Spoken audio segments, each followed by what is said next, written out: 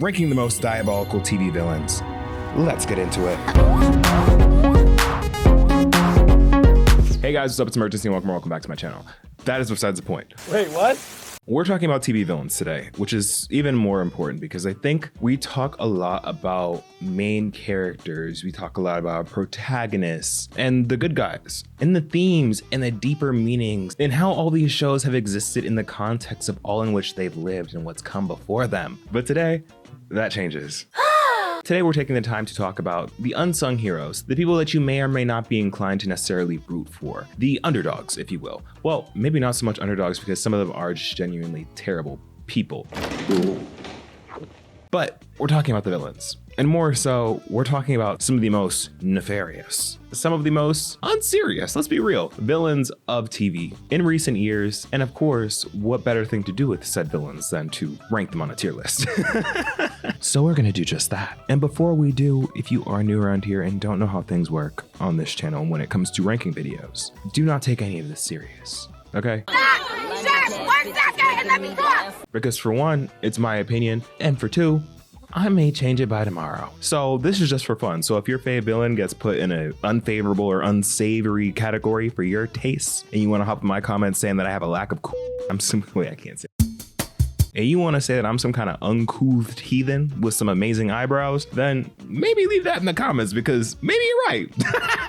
But let's get into it, y'all. Like, subscribe, follow me on my socials at Imurgency on TikTok, Instagram, Twitter. Do all of that because, yes. Kim Kardashian Hollywood is a game where players aim to increase their reputation by gaining fans in order to become A-list celebrities. You know, top tier puss. That should have been like the title of that level. Congratulations, you've earned top tier puss. I recently set a very ambitious goal for the channel that I want to hit 500K soon. We're at 250 now. Me realizing I have very ambitious goals. Well, consider it a manifestation, so if you are new, subscribe. But let's break into the tier list. So as you can see from this wonderful tier list, we have a couple of categories here that we're putting some of our favorite villains on. Starting from the bottom, and honestly is kind of like a bonus tier. It doesn't really need to be at the bottom, but like I had nowhere else to put it, so it's there. The villains, the baddies, if you will, that are evil, but like, they're hot, so it's okay. And I don't know if this is controversial. I don't know if this is problematic, but like, I feel like that's kind of real. Like sometimes, maybe not so much in real life, because you know, hold people accountable, but on the silver screens, well, not silver screens, on the laptop screens, when a villain's hot, maybe, just maybe they're not so bad after all. Maybe they're just understood. Is this pretty privilege working in their favor? Yes, but who am I? Who am I to do anything about that? So if they're hot, they're going in that tier, regardless. I don't care if they were trying to take over the world. I don't care if they lied and manipulated to everyone.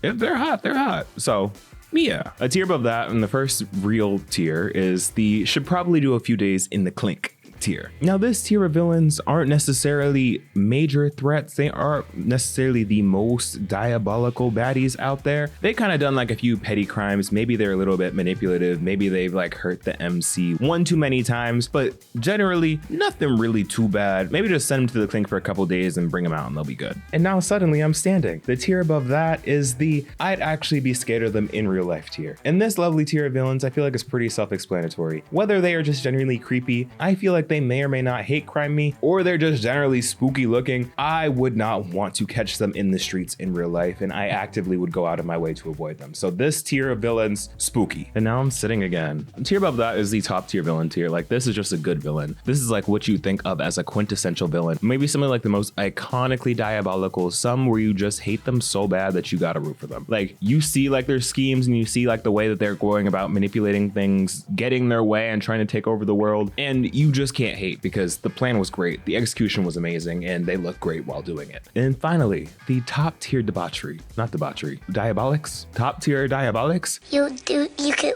Well, yes, is the war criminal tier. Now, this tier of villain, honestly, there is no other way to describe them than a war criminal, and they need to be locked up in a maximum security prison, never to see the light of day for the rest of their days. These villains are just so bad, so scary, so conniving, like they just need to be put away from society in the best and worst way possible. Like, I just don't know what else to say here. These are the baddies. Y'all talking about some baddie shot o'clock. How about baddie lock 'em up, okay?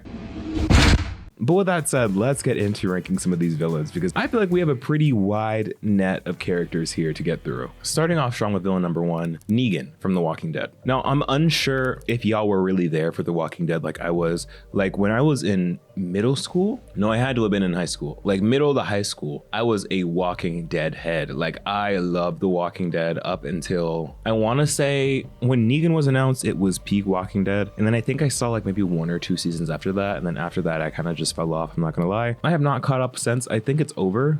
Maybe? I don't know. It went on for entirely too long. But when I tell you lives were changed when Negan hopped on the scene, he was scary. I don't know if y'all know the Walking Dead lore like that. Prior to, the only issue that the survivors had in Walking Dead, The Walking Dead is a zombie show if you have not known. The only real danger that the survivors really had to deal with mostly were zombies, like the walkers, if you will. And that seemed to be the scariest part, but it really wasn't until Negan hit the scene that you understood how much more terrifying the average human can be in comparison to the walkers. Because I still remember this like it was yesterday. I remember the moment. It was a pop culture moment before pop culture was really even big like that. I can't even say it like that. I think, when was that episode? 2015, 2016? The second I saw Negan pop out with that barbed wire bat and he sat down the entire cast and was playing eeny, meeny, miny, mo because one of them had to die.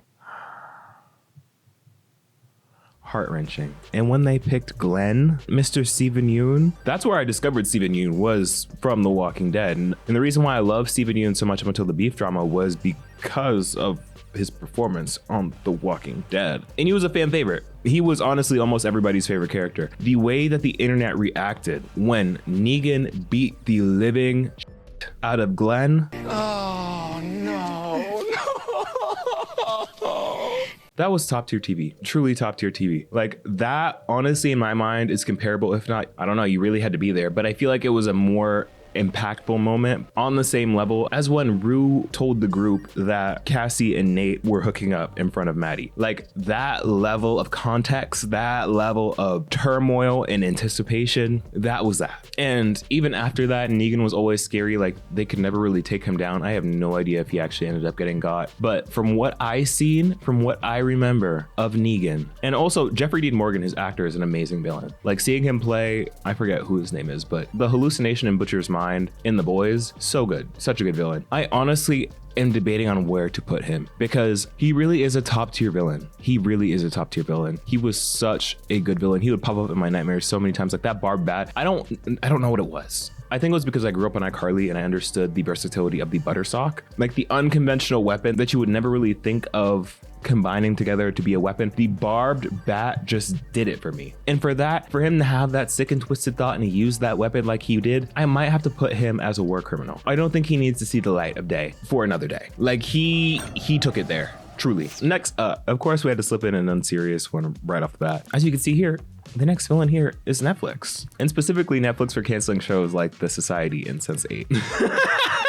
Now I love Netflix down. I've worked with them tangentially in the past before. Netflix, please continue inviting me to events and giving me screeners for new shows. But I will never not take an opportunity to remind everyone how Netflix canceled 2 of the best shows, actually 3 of the best shows if you want to count Grand Army as well, from their platform. And that makes them a honorary TV villain. The most diabolical, if you will. Please stop canceling amazing shows. I heard that a reboot of The Society may be in the works. I need that to be a little bit faster in the works. But for right now, I have to put Netflix as a top tier villain. I'm sorry. For canceling those shows, top tier villain. I can't put them as a war criminal because I do like my collaborations. And I think that might be a little brand unfriendly. So friends, please understand, I'm looking out for us both. Mostly me, but us both. Next up, Harry Jowsey. If you've taken any time to be in the Netflix reality TV sphere or just on TikTok or on social media, you probably know who Harry Jowsey is. And he is a reality TV villain. I just saw him on the recent season of The Perfect Match, and he very much did give the villain. I have a whole video talking about the latest season of The Perfect Match exclusively for channel members, so if you do want to see see the video, consider becoming a channel member. But that man, and the way that he gaslit the entire cast and thinking that he did not cheat on his match with Melinda, and then the footage comes out that he actually did very much well do that. Spooky man. And he's been known to do stuff like this. He's been known to be a menace on reality TV. So I'm gonna put him in top tier villain. Sorry, I know what tier some of y'all thought I was gonna put him in. The tier that some of y'all yourselves wanted to put him in. Let's be real. You're mad at me for not putting him in the bottom tier. Let's interrogate why you think he should be. Let's talk about that.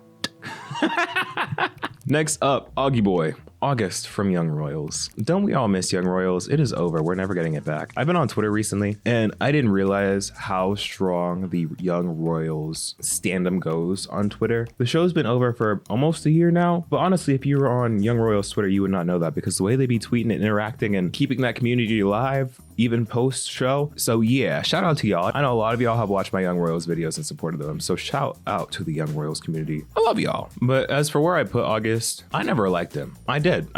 And if you've seen any of my reviews, you'd know that. I never liked him. And even at the end of the series, I still didn't like him. I don't care if he tried to have his redemption arc. I don't care if he tried to save Sada. The way that he would treat Wile and Simon, honestly, just ridiculous. And I'm glad that he's stuck with Crown Prince duties for the time being. So honestly, just add to the plot, I think you should do a few days in the clink.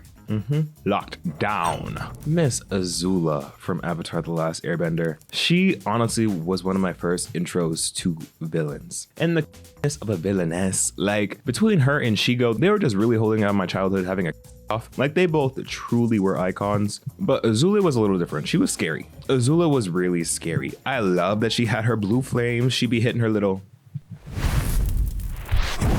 What was that? And the fact that she could lightning bend, amazing. I still could never get over the scene where, like, at the end of Avatar, where she's just losing her mind. Like, she unravels and she just spitting fire. She's lightninging out. Like, how could you not say mother? Truly. Terrible person, though. And for that, I would put her, I think she actually is a war criminal. I think she, by definition of things that she's done in the show, she is technically a war criminal, but I don't want her locked up. Honestly, I want her roaming the streets. I want Princess Azula to come with me to get a cup of coffee. Like, I want to pick her brain. I want to queen out with that diva. So for that, she's going in the bottom tier. She's evil. She is. So for that, I'm going to put her as a few days in the clink, because I need her in and out so me and her can grab a coffee. We need to talk. Next up, this one's an interesting one. Bryton Constantin from Squid Game The Challenge and The Perfect Match. Another Netflix reality TV star. If y'all saw my Squid Game review, you know how I feel about player 432. Based on his whole persona that he's had on these shows, it seems like he kind of likes playing the villain, and he kind of plays the douchebag quite often. And from a lot of things that came out after Perfect Match, he seems a little problematic. But I do have to say, objectively, he is hot. This isn't my proudest choice. And I know a lot of y'all might fight me for this, and that's okay. I totally understand. But there's only one tier for him. There's only one tier. Yeah.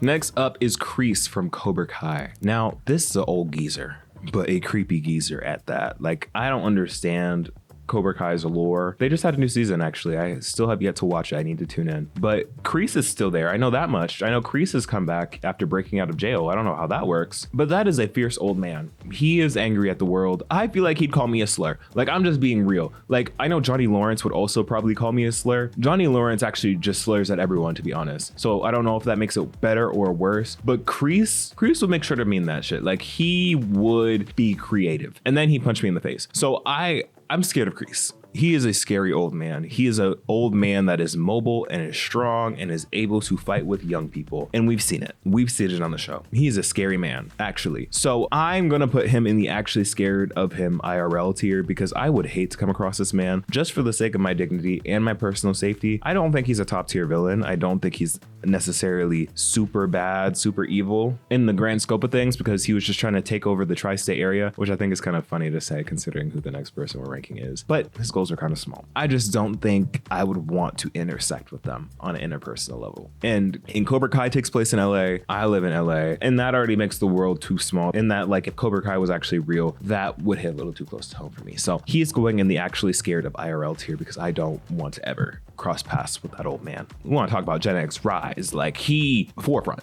okay?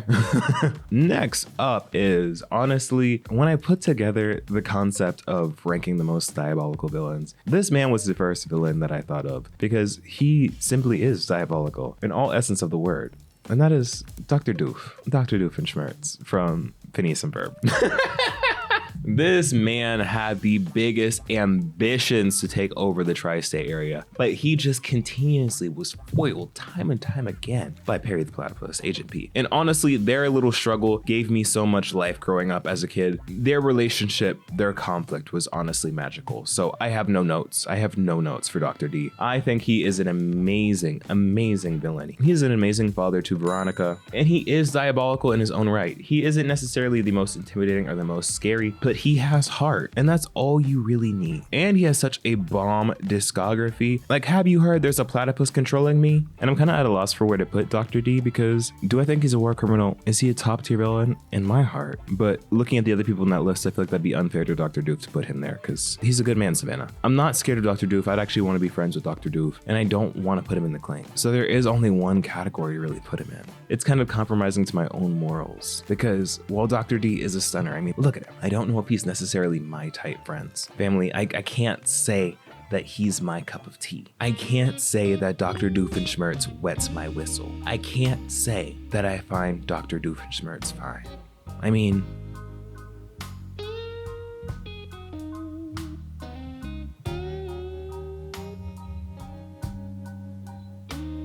maybe I can. So, Dr. D,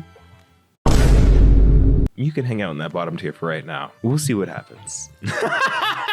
Next up is Laurie from Euphoria. If you don't remember Laurie, I don't blame you, because as I've mentioned in my past video, Euphoria has been gone for a while. Laurie is scary. She is a drug mule, or she's a drug dealer. She's a drug lord. One of those. She be dabbling in the substances. And she set up my homegirl Rue and then threatened her life after setting her up with these substances. And she just seemed really scary, because the people that she had around her also seemed very scary and loyal to her. I don't have much to say about this diva. I want to see more of her in season 3, although I don't think she's going to come back in season 3. I'm manifesting that she will. I'm manifesting that we find out what happened to Rue in that suitcase full of drugs, and then maybe we get a bit of Laurie in a flashback, or like maybe her going to jail, or maybe her like on the lookout for Rue. I don't know, but I honestly am just afraid of her and would not want to cross paths with her in real life. Again, she lives in California, so no ma'am. Next up, oh my god, this man, Hiram Lodge. Hiram Lodge. If you watch Riverdale, you would know what a demon of a man Hiram Lodge is. He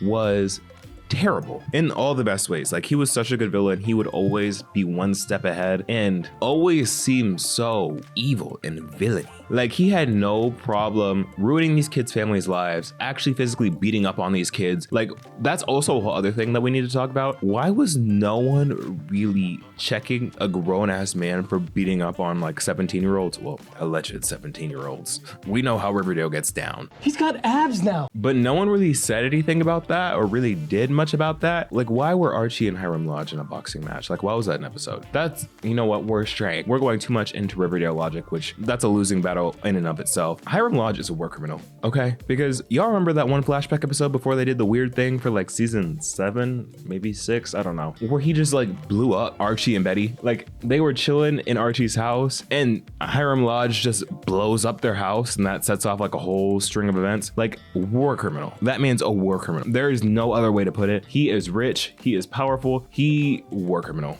Down. Next is Campbell from the Society, and we've talked about this man before. We've talked about the Society before on this video. We've also talked about the Society before in a previous video. You should go check that out. It's an oldie but a goodie. If you have not seen the Society, Campbell is scary. He is a socio/psychopath. Like, something is not right with that man, and his actor does such a good job playing the unhingedness of Campbell, because what was that? What was that? Terrifying, actually. And I think I'm actually scared of him in real life. Like, I don't want to cut any corners here. I'm just genuinely scared of him in real life. Like, he needs to be as far away from me as possible.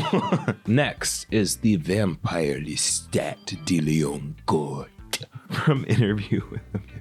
Oh my god, I can't with myself. Lestat is such a good villain. I will say this. He is genuinely spooky, and seeing how he just appears at the very end of Interview with the Vampire season 2 after allegedly being dead. Very good storytelling, but also really proves how spooky of a man this is, because when he had his entrance, I think it was episode 7, either 6 or 7, I was gagged. I had chills. I was like, oh shit, he's back. He is scary because he is manipulative, he is powerful, and he will do everything with a smile. Now, we are learning we're learning more about Lestat because based on the events of the finale of season 2, maybe things weren't as bad as we initially thought. And we're getting a season 3 of Interview with the Vampire based around Lestat. So that'll be exciting. But I really just genuinely think he's a top tier villain. Like, he is a great villain. He really adds so much to the story of Interview with the Vampire. So he's going right there, top tier villain. Yeah, Max from To Revenge. This is a movie, actually. Hold on. I don't have much to say about him outside of he's a terrible person. He should do a couple of days in the clink. I don't think he's war criminal level yet. Maybe if you let him go down a couple more pipelines, he'll get there. But right now, he needs to do a few days in the clink expeditiously. Next is Nate Jacobs. Nate Jacobs from Euphoria. We all know Nate. We all know Nate. Come on, Cassie. Come on, Cassie. Nate, I would say, is evil, but he's hot. But then I remembered what happened in season 2 of Euphoria and the way that he was treating Maddie and the way that he pulled a gun on Maddie. That's scary. He is a bad one. A real bad one. Diabolical is an understatement. I don't want to give him the satisfaction of being a top tier villain though. I feel like that would be very good for Nate. I don't know. I feel like Nate would eat that up. So I kind of want to put him in scared of him actually IRL. I think that's what I'm going to do. I think I'm going to put him there because I don't want to meet this man in real life. Jacob Elordi, yes. I'd meet you anytime. But Nate Jacobs, no, thank you. Next up, Omni-Man. Omni-Man from Invincible. Do I need to really explain him? He beat up his son, called his wife a pet, and tried to destroy the entire earth. He's fine. I'll give him that. Omni-Man is a Omni-Man. Okay. But he is actually kind of scary, so I'm putting him in war criminal. Yeah. Next up is Polo from Elite. I think we forgot about the menace that is Polo, right? Because Polo kind of croaked early on in Elite's tenure, but throughout, he was really awful. Like, genuinely awful. And it got to a point where it was just getting annoying with how much he was being defended. Like, honestly, the best thing about Polo was his association to Carla, because Carla was a baddie extraordinaire. But Polo was killing people. He was setting people up. He was terrible, actually. But I don't think that he is anything really special, so I'm gonna put him in, probably do a couple days in the clink, because he just needs to be locked up for a little bit. He's not a top tier villain. I don't think that he is a mastery of any sort of villainy, but yeah, he can go away for a while. Next is Bojack Horseman. Bojack Horseman from Bojack Horseman. Bojack is a villain in his own right. He's a villain to his story and to all others around him. I really loved watching Bojack Horseman. It was my favorite little nihilistic show, but Bojack is horrible. Bojack was a horrible person through and through. He tried to be a good person, kind of, sort of, but he was just kind of terrible and kind of served as like an anti-hero / villain in his own story, which is kind of crazy. Highly recommend seeing Bojack Horseman if you have not already. But yeah, I think he also, I can't put him in top tier villain. I'm realizing that a lot of these people aren't top tier villains. He needs to go to the clink. Lock him up. Next, Krazy from Supacell. I don't think I've talked about Supacell. Did I talk about Supacell? Yeah, I did. There's a review for channel members. I haven't talked about it like publicly yet though. If you have not seen Supacell on Netflix, you need to watch Supacell on Netflix. It is such a great show. Such a great show. Black British superheroes. Amazing. But Krazy is crazy. Like, he is actually a genuinely terrible human being. He takes out, I actually don't want to spoil it. He does some very bad things. So watch Supacell. But one thing about him, he is fine. Krazy is so fine.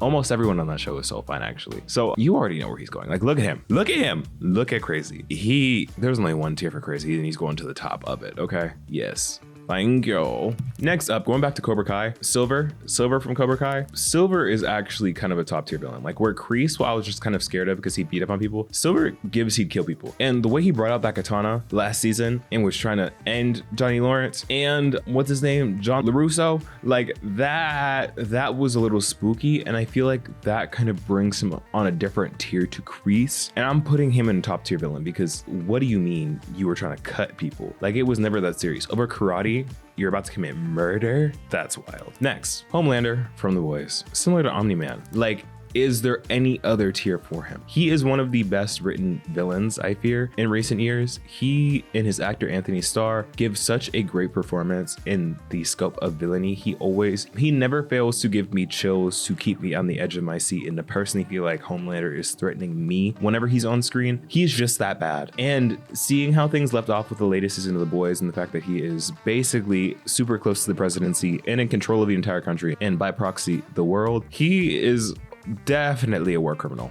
boots, like top of them. Next, another unserious one. Not that many of these have been super serious. Riverdale's plot. Similar to Netflix canceling shows being a TV villain, Riverdale's plot in and of itself is one of the most diabolical villains to ever hit the TV screens, because what is it? What happened? The first 3 seasons, let's be real, made sense. They were good. And then anything after that, that was yes. Because what do you mean high schoolers get superpowers? That's crazy. Yeah, that I have to put this one also in top tier villain, because they were wrong as hell for that. They were wrong as hell for whatever they did for Riverdale. That plot was terrible. Next is Wanda from WandaVision. Miss Girl is crazy. Miss Girl is wild, and seeing how things panned out for the movie, the Doctor Strange movie, yeah, Wanda's scary, but she's also a mother. Like, she can't really do any wrong in my eyes, because in my mind, she's real. She's trying to live and die by her man, and she will do anything to get her man back. In real, I don't got a man, but like, if I did, maybe I would take out the Avengers to get him back. I don't know, but she is a war criminal. She is that she is. She may be mother and she may be an icon, but she is also a war criminal. So yeah, that's where Diva's going. Next character is Tyler from Wednesday. Honestly, I put him here because y'all said to put him here. I don't think of him very often because I don't think of him as a necessarily super duper evil bad guy. He wasn't even really a great villain, to be honest. So I put him in the clink, I think. I think I'm putting him in the clink. That's where he belongs, the clink. Next is Ben from Heartstopper. Ben from Heartstopper is interesting. He is the epitome of closeted DL man. If you don't know the Heartstopper lore, and I'm surprised if you don't. Also, shout out Heartstopper coming out later this year in October. So excited to see season 3. Ben basically was using Charlie and neglecting and also kind of abusing Charlie in their pseudo relationship where he was in the closet. And then when Charlie and Nick start being together, Ben is trying to repair their relationship and just kind of say sorry to make him feel better for how badly he treated Charlie. And then Charlie told him off, which as he should. And Ben's salty about it. Like, Ben is not a good person. No. He needs to sort his life out for sure. But I don't think he's a top tier villain. I just think that he needs to go to therapy. And you know where you can do therapy? Well, you can't really do therapy here, to be honest. But you know where he has time, should have time to do therapy? In the clink. So lock his ass up for a couple of days because he should do a few days in the clink. Yes, sir. And finally, the last villain on this list is Joe Goldberg from You. Joe Goldberg is a masterclass serial killer. He is able to get away with so much, and I can't wait to see how things wrap up in the final season of You. I don't know if it's coming out at the end of this year or sometime next year. I'm forgetting. I actually think it might be next year because they're filming right now. But I'm excited to see it because he is such a good villain. The fact that he never gets caught and he always ties up his loose ends, it's looking like he might get caught next season now. I'm living for Joe. I really am living for Joe. I can't wait to see what he does next. And honestly, he's like the only serial killer that I'm really rooting for right now. So he's going in top tier villain for that. I just think the way in which he operates is so chilling and also fascinating and also go to jail. But that's our list, friends. Oh my God. Wow. Shout out to us. It's a very unhinged list. A lot of people are going to the clink for a few days. It'll be a very interesting day in jail. But yeah, let me know what you think. I think this is an interesting list. There were a couple sneaks on there. One sneak at the bottom of that list, but you know, I'm standing on it. I'm standing by it. I'm standing by my man's Dr. Doof. Okay, Doof. Hey, Doofy. Now I want to hear from you. What do you think about this list? Where would you put these characters? I'm actually going to leave a link to this tier list down in the description below if you want to have your own fun. If you do end up using the tier list, make sure to let me know by tagging me on Instagram, TikTok, or Twitter what you do with your tier list at Imurgency. Also, while you're at it, don't forget to like and subscribe because that helps out a ton with YouTube algorithm. Other than that, y'all, I've been Imurgency and I will see you in the next video. Peace.